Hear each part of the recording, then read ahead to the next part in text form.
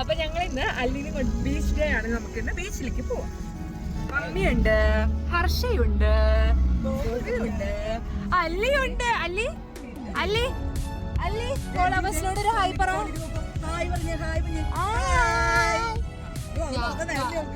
കാഴ്ച കാണണം, അതാണ് അവളുടെ മെയിൻ. അപ്പൊ നമുക്ക് ബീച്ചിൽ പോയിട്ട് കാണാം. അതെ അതെ അതെ അതെ ഇന്നിപ്പോൾ ഞങ്ങൾ എവിടേക്ക് പോകണമെന്നറിയോ?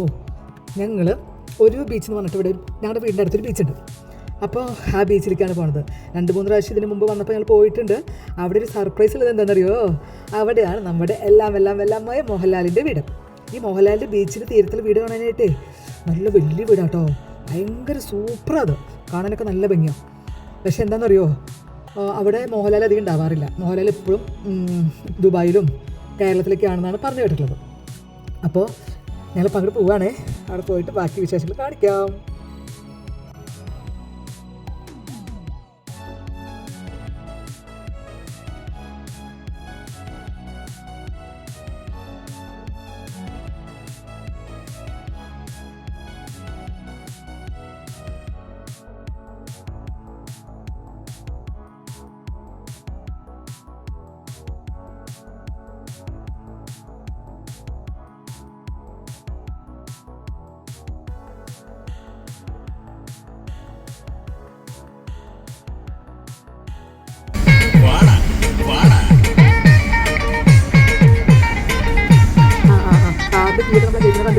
മനസ്സിലാവും അവളും കൊണ്ട് പുറത്തേക്ക് പോകാനാണ്. പിന്നെ ഒരു തൊഴിലും തരില്ല നമുക്ക്. അവൾക്ക് ആദ്യം കാറിൽ കയറിയിരിക്കണം. അവൾക്ക് ഏറ്റവും ഇഷ്ടം ഡ്രൈവിംഗ് സെറ്റ് ഇരിക്കാനാണ്.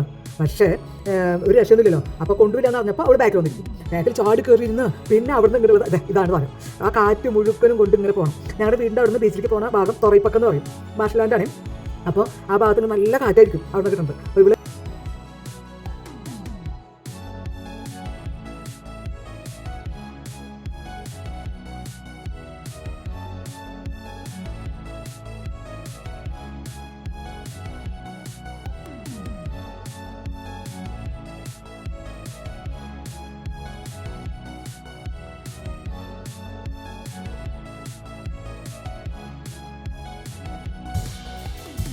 ഈ തമിഴ്നാട്ടിലുണ്ടല്ലോ നിറച്ചും കോവിലുകളാണ്.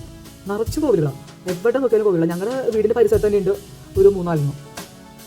പക്ഷെ ഭയങ്കര എനിക്കിഷ്ടമാണ്, ഭയങ്കര പോസിറ്റീവ് എനർജിയാണ്. അതിൽ കൂടെയൊക്കെ നമുക്ക് നടക്കുമ്പോൾ കർപ്പൂരം കത്തിക്കണമാണോ ഭയങ്കര ഇഷ്ടം എനിക്ക്.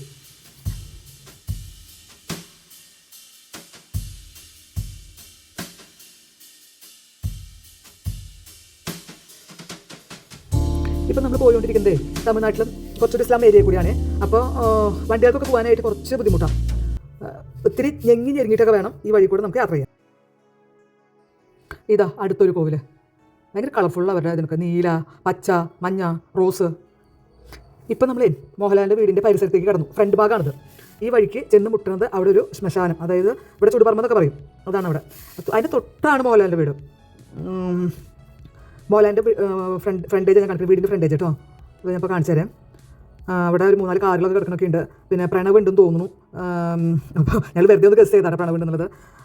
പിന്നെന്താ, അവിടെ 3-4 വണ്ടികൾ കിടക്കുന്നുണ്ട്. അപ്പോൾ ഞങ്ങൾ അവരോട് ചോദിച്ചു, ഞങ്ങൾക്ക് ഇപ്പോൾ ഈ കാണുന്ന വീടുണ്ടല്ലോ, ഇത് അപ്പോളക്കാരുടെ വീടാണ്, അപ്പോളോ ഹോസ്പിറ്റലൊക്കെ ഇല്ലേ, അവർ വീട് പണിതുകൊണ്ടിരിക്കുന്നതെന്ന് പറഞ്ഞ് അവിടെ ചോദിച്ചപ്പോൾ.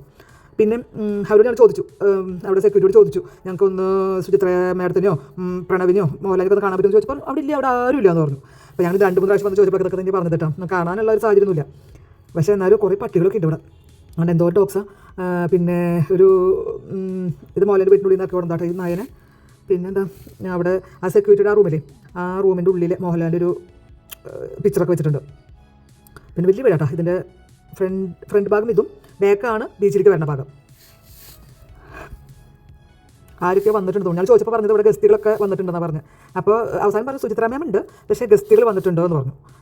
അപ്പോൾ എന്തായാലും കുഴപ്പമില്ല, ഞങ്ങളിപ്പോൾ ബീച്ചിലേക്കായിട്ട് വന്നതാണ്. അപ്പോൾ ഒന്ന് ഉണ്ടെങ്കിൽ ബാഗുണ്ടെങ്കിൽ അത് കാണാമെന്ന് വിചാരിച്ചു, അത്രയേ ഉള്ളൂ.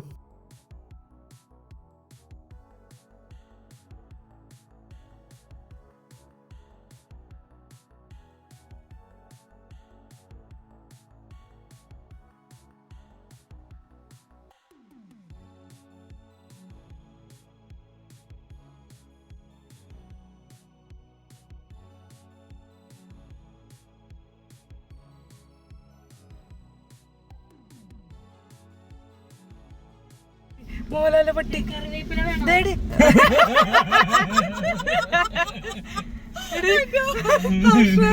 ഒരു മിനിറ്റ് ഒന്ന് സ്ലോ ഡൗൺ. ടിപ്പിക്കൽ മലയാളി